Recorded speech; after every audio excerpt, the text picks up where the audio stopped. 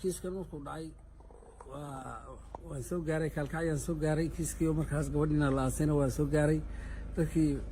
Soomaaliyeed oo kiiskaas ka xumaadayna waa mahad celinayaa ayaguna waa mahadsan yihiin xukun baan sugaynay xukunkiina maanta aad u dhacay xukunkii waa dhacay waan ku faraxsanahay xukunkaas inuu dhaco raacfaan bayna qaadanayaan xaq bay u leeyihiin annaguna waa sugaynaa raacfaankooda weligeed cadaalad baan weligeed sugahayay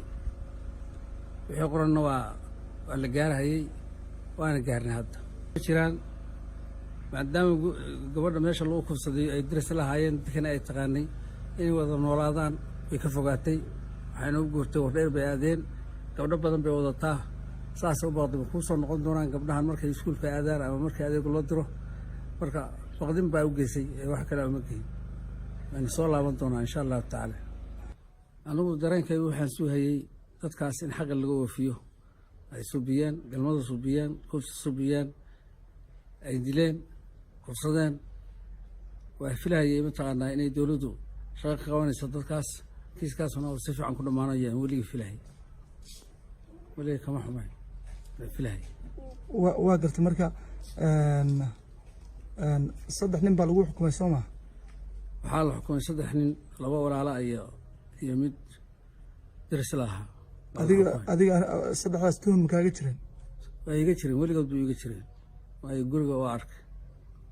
gudihiisana waa lasoo masawiray tuhun igama jirin mar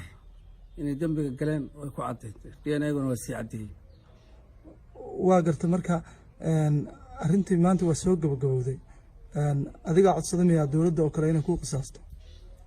dowladda anuu kama codsan inay qisaasto dowladda arrintan iyada ku jirtay iyadaana waday iyadaana isnadiifinaysay dowladda laftigeedu inay ku baabi'iso dambiilayaasha noocaas oo falkaas hadda aada ugu batay waddanka in lagu baabi'iyo raggaas oo aan dib loogu noqon may marna ma filayn ilaa madaxweynahan tagnay wasiirka cadaaladdan u tagnay kiiska iyagoo dhan waan kala hadalnay kiiskanu kiis aad weyn buu ahaa gabar yaroo saqiira 12 jira oo ardayada ayay kufsadeen weligay waxaan filayay dowladda inay kiiskaa filin doonto baan filayay waxaan ku mahadsan yihiin dowladda ma u sheegtay maanta haddii xukun uu dhacay gabadha hooyadeeda kale weli lama hadlin hadda xukunsa oo dhacay waa dhacay xukunka laakiin weli lama hadlin mobilka waa iga maqnaanaya haye shalay iyo ma la hadasho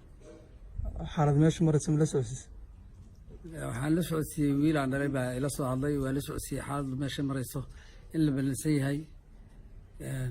shalay oo kale qoyskao dhan ma ku qanacsan yihiin in la qisaaso waa ku qanacsan yihiin waayo carruurtoodii baa laga laayay waa lagu qanacsan yahay waa lagu qarsanaa waay dembi baa laga galay dembigiina waa laga jaaseynayaa qadar rabbi bay ahayd qadartii baa haddana dhacday intii aad hawshan aad ku jirtay wax caqabada aad la kulantay ama hanjabaad ha ahaato ama waxyaabo kale ha ahaato wax caqabada aan la kulmay ma jiro cidaan ka baqahayeyna ma jiro cidaan mataqaana dareemahayeyna ma jirin waa isku kalsoona gabagabadii dadweyne Soomaaliyeed oo kala duwan baa arrintaada aada uga xumaaday meelo kala duwan oo adduunka ka soo hadlayay